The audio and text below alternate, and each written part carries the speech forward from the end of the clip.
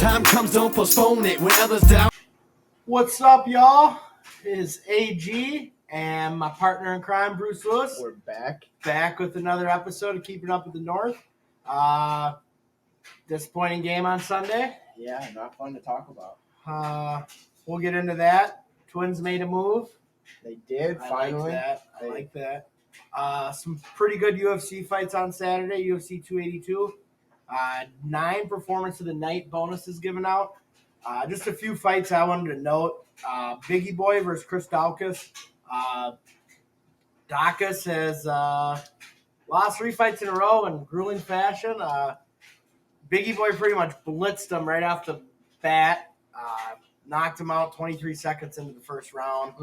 Now he's back on the winning track. He's dropped his last 2.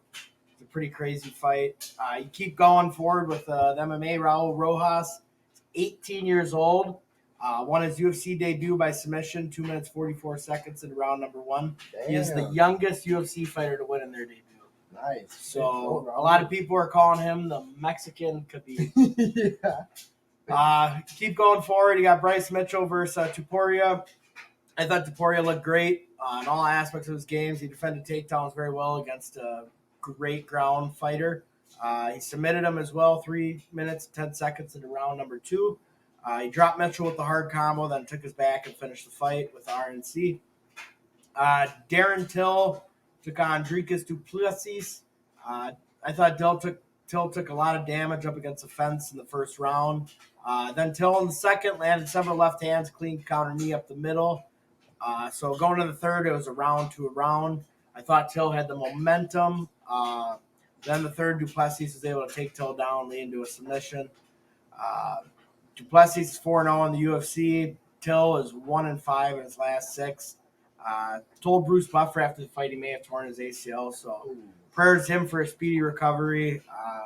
Just keeps getting hurt, and it's very unfortunate. It's a price to pay in MMA. Yeah, it is. Then you had Paddy Pimblett versus Jared Gordon. I thought it was a very one-sided fight.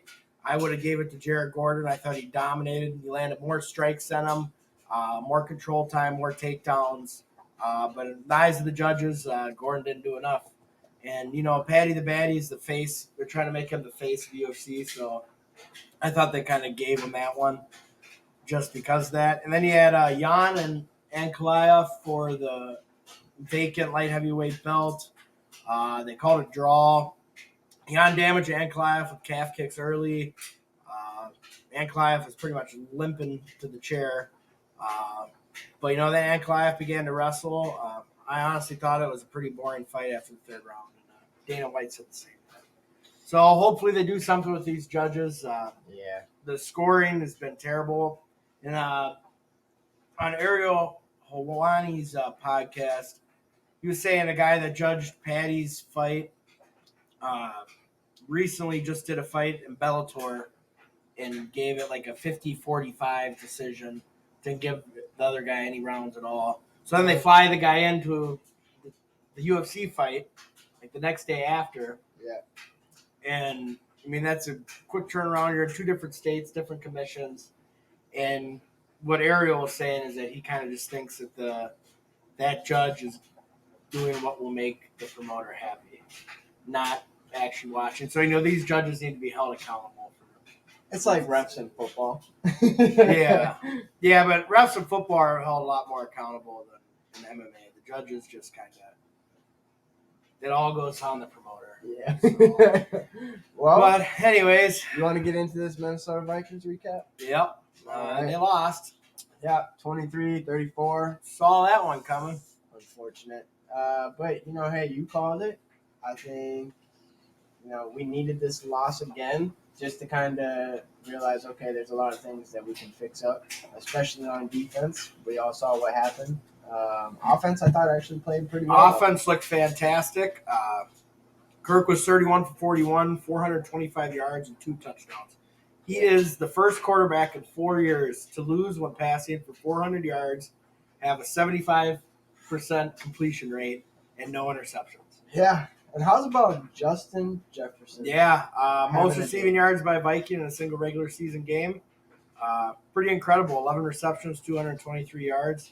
But, you know, he didn't give me a touchdown, so my parlay didn't hit. Yeah. That was the last leg of my parlay. I just you needed had- a touchdown. You had a few jelly beans on the game. 223 yards, and damn it. Damn. But good for him. Yeah, hey, Good for him. Yeah. Now, hopefully we make the playoffs and he breaks Chris Carter's playoff receiving yard record, Yeah, 227. I think he could do it. I think so. He's only 4 yards off.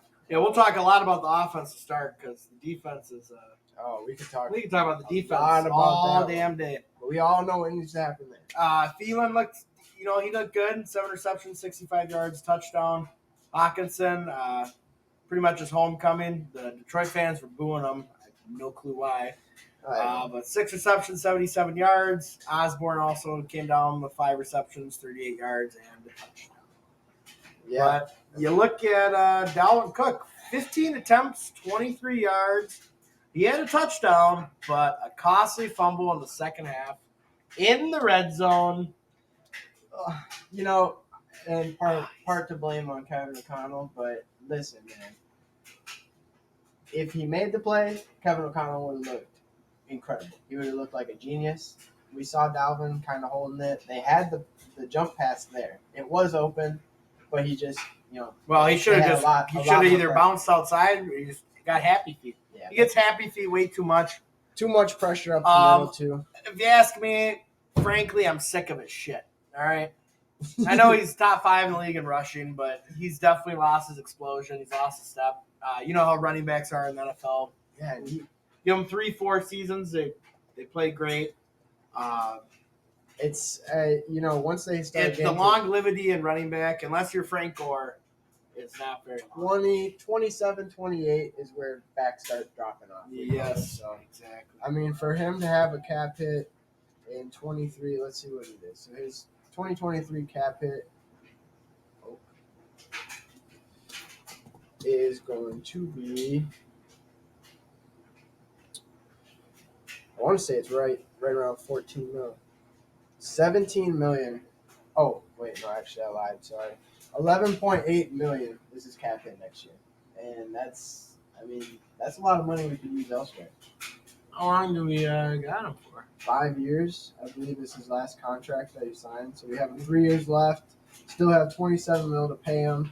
I think somebody might take on that contract if we were to trade him in the offseason. Yeah. We'll see how it Teams goes. need running backs. Yeah, but Denver needs a running back. I mean, you look at our backfield too. We've got so much depth there.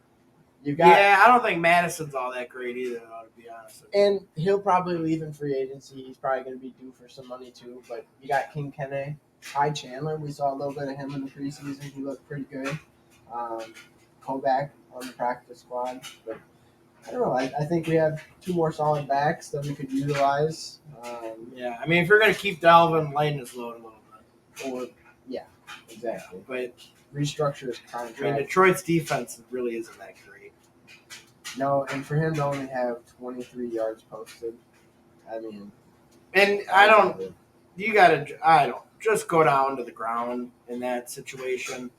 Don't try to make a play when you're not going to make a play. Because, it could have cost us a game.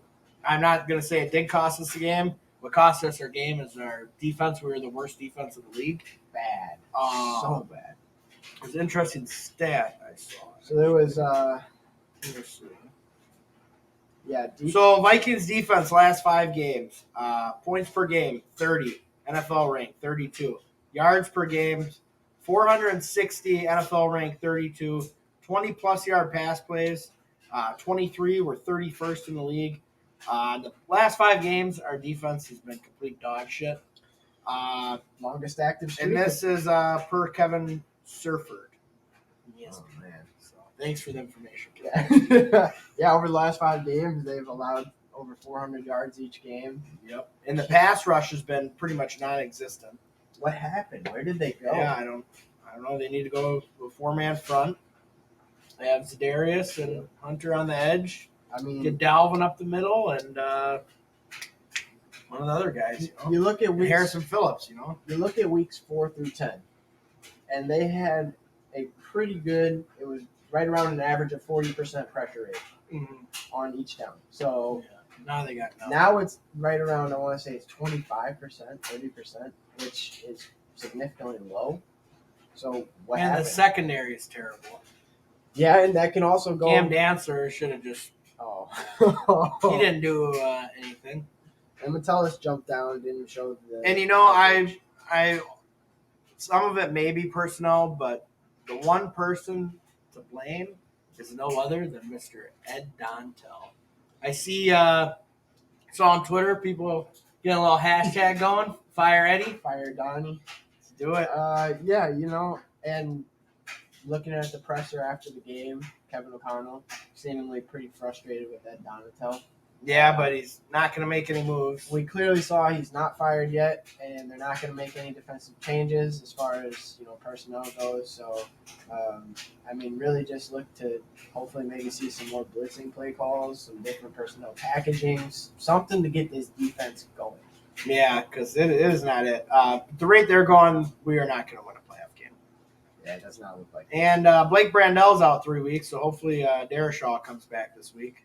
Yeah, they had some good news about him come out yesterday, too, after the game, saying that they're hoping to have him back. It looks like we're also going to be getting Bradbury, Harrison Smith back. Yeah, I didn't even know Bradbury was hurt. Yeah, I didn't Schlutman was playing. Hey, and the fuck is that guy? Actually, let's look up. Well, I look up his pressure rates. Look ahead to Saturday. The offense looked great. Kirk had plenty of time to throw. It all falls on the defense. I agree. I think 100% that was our defense. Offense played really well. We only had that one big fumble on the goal line. Yeah. I would have just ran it in there had that been me, but I'm also not an NFL coach, so I'm pretty sure they did. It was a run play. No, it was a pop. It was supposed to be a pop pass. So he was running, and he was supposed to jump up and throw it to Johnny Munt. Oh, well, they didn't do that. No, exactly. But that also, hey, look. And then the onside kick, too. Yeah, that was really questionable. Your defense hasn't been playing great. Yeah, but you got 3 minutes left, so you might as well get it downfield. Because then I'm going to put them in field goal range. You kick the field goal. And then we're down 2 possessions, so then there's really no chance. Yeah, and they got the ball right around the 45-yard line. Yeah. The offense was, pretty. Yeah, you had plenty of time. You had the 2-minute warning. I think they had 2 timeouts. Yep. So why put them in that good a field position when they've been rolling on your defense all day? So and then we actually almost did have a stop before that drive, and then they throw it off to Penny Sawali or whatever, and he catches it. That dude was hauling ass. I'll tell you what, he was hauling ass. I wouldn't have wanted to get in his way. I think he's like a 350-pound lineman, too. He's and for a him big to boy. be moving that quick. He's a big boy. That's, it didn't look good on Sunday. And then I thought going for 2 made 0 sense. You might as well just kick a field goal, and then there's no reason to go for 2. But, I do get that Greg Joseph is the worst extra point kicker in the league. Like, even numbers say it.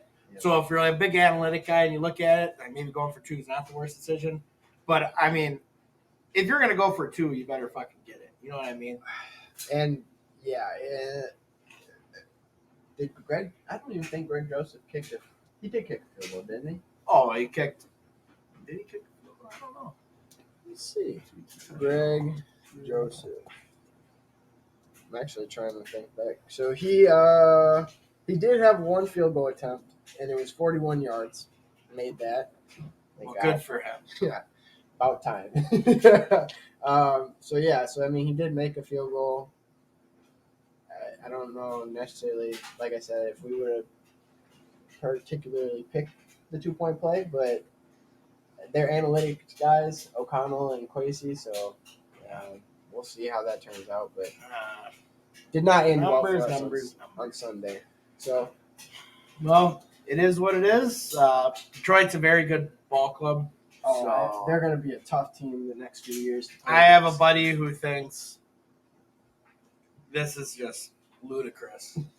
He thinks Detroit's going to win out, which I could maybe see. They got not a bad schedule, pretty easy schedule. And the Vikings are going to lose the rest, and Detroit's going to win the division. I was like, okay, buddy. Yeah, I don't know about that. Yeah, we're not 12-5. I got 12-5. We're going up against the Colts on Saturday. which we haven't beat in the last 6 games against them. So we are due for a win. That's a bad statistic put out there, but Yeah. yeah. How about that being a Saturday game too? They flexed it to Saturday. Yeah, that'll be nice. I think it'd be pretty cool, but yeah, we need a win. I think this is going to be a big bounce back game. I think they're going to come out. They're going to be pretty pissed off that they lost to the Lions. It should be, but I mean, if you have Ed Dontel calling the defensive plays, not much is going to happen. Something's got to get figured out this week with that defense. I think that guy is just terrible. Yeah, Just terrible. maybe after the season, something gets done with him. I don't foresee him staying around for too long. No, not at all. I honestly didn't foresee him staying around even after this week, but maybe we'll see something different on Saturday. Long time. Yeah. Hey, what about the Twins, man? Yeah, they Finally made him, making a move. yeah, Christian Vasquez, he's not terrible. I mean, I got his he's stats right here. he's a good catcher. So, He's clutch. I like him because he's clutch. yeah, so he's got in 2022, a 274 batting average. Not bad at all for a 52 catcher. 52 RBIs batted in. Pretty good if you ask me. 9 home runs, a little light there. 109 hits out of 398 at bats. You know, so He's an everyday catcher.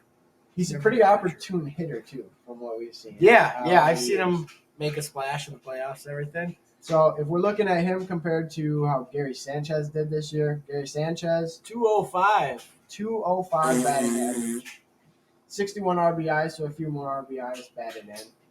But I mean, only 89, Well, 86 hits. You know, my opinion would have changed, you know, if we were at that opening day game and the would have just hit it a little bit farther, and that would have been a walk-off. Oh, that was a game. Yeah, when it was literally about a foot away from going over the wall. Everyone was chanting Gary, and after that, you just heard wah, wah, wah. Weight room. Come on, Gary.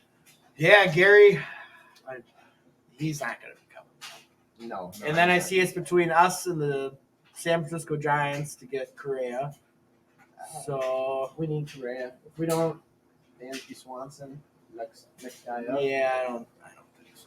I mean, I don't think he's that- not going to I get don't think nearly. if it's not Correa, they're just going to sit and do nothing. We need pitching. Yeah, I mean- Sean Maina just got picked up by. I would like to say. He just went to the Giants. Oh, great. So now the Giants, I think, got him, and they're still talking Rodon. Carlos Rodon's still out there. I hope so. Come on, Twins. Bring him home. Let's go. Let's- But I doubt they sign him. Like we talked about last week, DeGrom signed with the Rangers. yeah, that's That's big. another big guy out there. Verlander. Yep. Verlander went to the Mets. The Mets. So That's him good. and Scherzer are back together. That's going to be a team to be reckoned with next year. That's going to be Yeah. tough. How about the Phillies too? Trey Turner on that big deal. I know. Loading up for a run. Yeah, they are. The Zach Wheeler, Aaron Nola. Woo! Phillies are scary, dude. They are scary. I mean, even For the, some reason, since we're in Minnesota, we can't like the Phillies. I like the Phillies. I don't mind. I should have worn my Phillies hat today on the podcast. That's what I should have done. I don't mind the Phillies either. There's a lot of people that talk a lot of shit, but you know it is what it is. At least they're not the damn Astros and cheat their way to win it. Well, you know, I think that does it for this week's podcast. Any last words you gotta say, Alan? Go Vikings. Go Vikes. Go on Saturday. Let's get this Hopefully win. they win. If they don't win, I'm gonna find you where you live at Dontel. Hey, Just kidding. No. that game of 400 plus yards on That's defense enough from you, better mister. end. No more of that. So But hopefully they get the win Saturday. yeah, We are out. This is Keeping Up with the North podcast. Like, subscribe, be your fan like a chicken wing. smash We are those buttons. out of here. All right, see you guys later. Own it, truth be told. Yourself is your toughest opponent. When your moment comes, grab hold and own it.